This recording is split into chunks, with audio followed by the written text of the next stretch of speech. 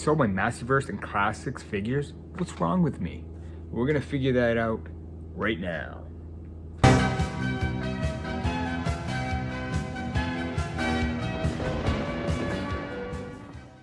All right, so before we get into it, we are gonna have a drink. We are going with Tito's vodka and Ghost Blue Raspberry. Don't really drink much anymore, but I am gonna have a drink tonight because I'm doing a video. So we're gonna get into it. So I'm hoping that other collectors can kind of like sympathize with me. Not sympathize, but like understand kind of what I'm talking about. Now, I'm gonna start off, I'm gonna kind of ramble and go around a little bit just because I want to explain myself, I guess. I don't know. But anyway, so this happened to me with video games, okay? When I first started buying games again, you know, you always go after the childhood games that you had, and then you go after the games you wanted, and then you start to learn about all these other games. And so you try, you know, you buy those and you try them out and all that. The thing is like, I went through this with, especially the pandemic. I saw an opportunity to make some money, and there were games that were taking up space or in the basement or actually in storage because we were kind of in the process of moving. What a horrible time to be moving during the pandemic. But they were things that weren't essential, and I was finding that, you know, I wasn't playing a lot of these games. So I was like, all right, I can focus in, I can hone in on what I want. I'm gonna keep all these, and trust me, I still have a good collection. I mean, I'm even still selling things off a little by little too, but I also pick things up here and there. So I have a very solid collection, but trying to get my collection to like the essentials. And so the same thing is kind of happening with my action figures at this point. Now, if you go into really earlier videos on this channel, I mentioned that really my focus was on the 5.5-inch figures, really kind of buying the origins to kind of round off my Super 7 and vintage figures. But I did get a little bit sidetracked, especially with the Skelegod. I wasn't really interested, especially the first wave wasn't really great for Masterverse, but they have improved greatly since then. And I was having fun collecting, you know. I'm not putting myself in the poorhouse. You know, you don't try to go beyond your means, especially with things like this that aren't really necessary, but there are things that you enjoy. You don't ever want to do that. And so I had a lot of fun searching for these figures. It was just a good time, but I kind of strayed from my focus, which was honing in on the 5.5-inch figures. And I'm really close to where I want to be. There are some vintage figures that I want that I'll get here and there to kind of really, you know, to again round it off. So no regrets. I did keep some. I mean, I kept the essentials, right? He-Man and Skeletor. You gotta keep He-Man and Skeletor. So I didn't really sell all of them. I did keep a good number because there are a lot of He-Man and Skeletor figures. I also kept the Hero from Classics. That Hero is amazing figure. Amazing figure. I kept the San Diego Comic-Con Scareglow, which is, the packaging is unreal. The figure is great. I kept Motherboard. I kept the beefed up Evil Lyn.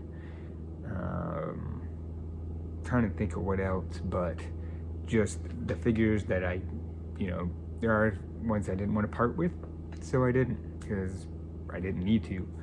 Didn't feel the need to. But yeah, I think at least collecting for me, that's the way it goes. And you know, like with any collector, a lot of times space is an issue. Like, I have a lot of different things that I collect. I should do on this channel, I should do kind of like all the stuff that I have. Let's see, my mother-in-law gave me she asked me if I wanted all her Budweiser steins because she had a relative that was a distributor for Budweiser, and she didn't need them, so I said, yeah, sure. I mean, those are cool. Those holiday ones, I have all of them except for the first two, which are pricier ones, so I don't know if I'll ever get them, but that's okay. Let's see, records. I mean, most of those were given by relatives. I have a awesome collection, and I even had to downsize that, which can be painful at times, but I did, and don't regret it, of course, because I have still a big collection and a great collection of records. Same thing now with video games and action figures. Now, there are some people too that, you know, may have like video games as their thing. Like, I love seeing a backdrop of like games like behind to see that, or action figures, or a combination. Everybody's different. With me, that my mindset's like, okay, that was fun, now I gotta hone in, I'm gonna get rid of what I'm not using. I don't mind that people have video games all over their shelves and they may never play them. Who cares? Like, they had fun collecting. Like, you know, it brings them joy. What does it matter to me? Why? Because I won't have an opportunity to buy that game. It doesn't bother me. It's kind of fun to see it there, or especially too if they talk about a game or an action figure. Let's see, but it's all not all for naught, because I've been kind of funneling those funds into something else, a different kind of, I guess, I don't know if you'd call it like a subset or just something else, but like, anyway, it's MOTU, and it's a series that came out 2001.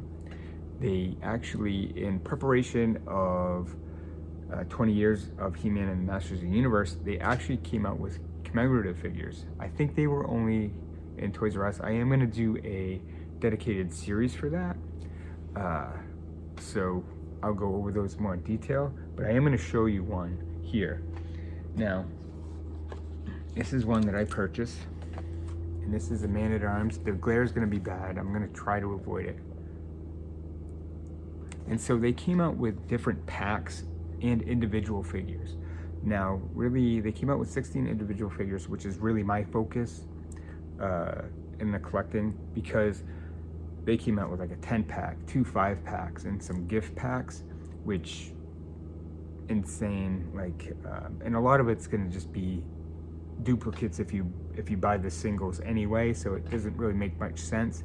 But the 10-pack is cool, but it's just a lot of like kind of doubles from the singles, and it's going to cost you a lot of money.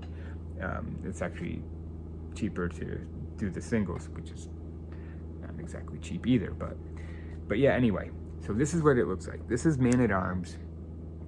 So you have the card back, which is like the original. You have the figure. The only thing is you can see that it does say, so it will say up in the corner, so this is edition for the adult collector, right up here. I don't know if you can see too, this is limited to 1 of 10,000. So these are limited figures. Really, I think Mattel's first really adult figure for the MOTU line, which is kind of a cool thing as well. Now, it is hard to get these figures, and it's hard to get them in pristine condition. I did actually purchase another Man-at-Arms, because this one, it was hard to see on eBay that this is peeling and everything like that. I am going to open this one, which I know is probably going to be like, what are you thinking? Like 1 in 10,000, and you're going to open that? But I am going to try to save this. I'm going to try to figure out what I can do to save this. I have plans for this, so I'm going to keep the outer covering, but what I'm going to do is I am going to actually compare this to, I have the vintage figure, I have the Super 7 figure, and the 5.5 inch, and we're going to do that. I have like also to the Origins, like Eternia Guard that has the original Man-at-Arms face. We're going to compare all these because there are some differences even just looking at this one compared to the vintage figure. So going to do that, but just a really cool series, kind of like subset, I guess. And so that's what really my focus is going to be now. It's kind of like really redistributing funds, like, oh, I'm going to sell all this stuff, and I actually have sold a lot of stuff, and so it's kind of going towards that collection, and I am going to do a dedicated series for that.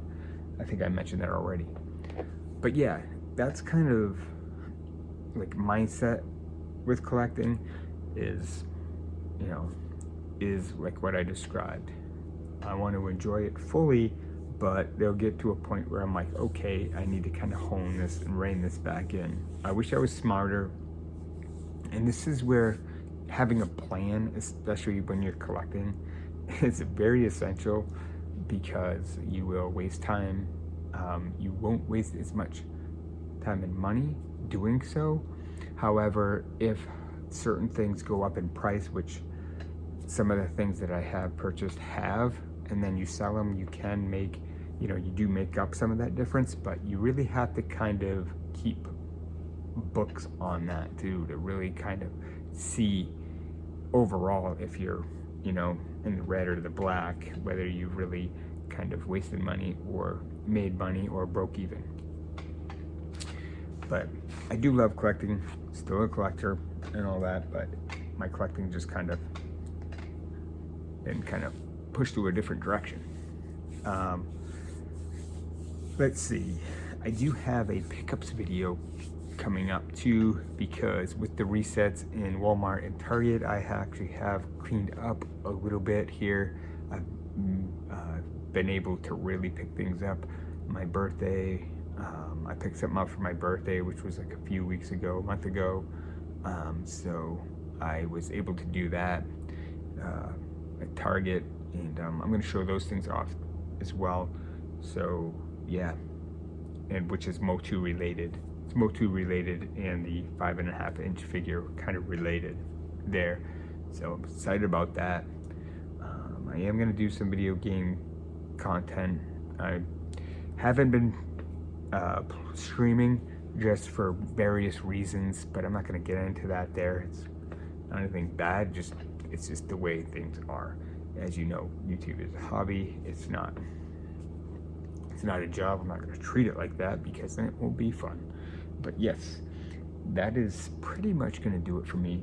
But yeah, so I really, until next time, I have some videos coming down. So yeah, until then, we will see ya. Bye.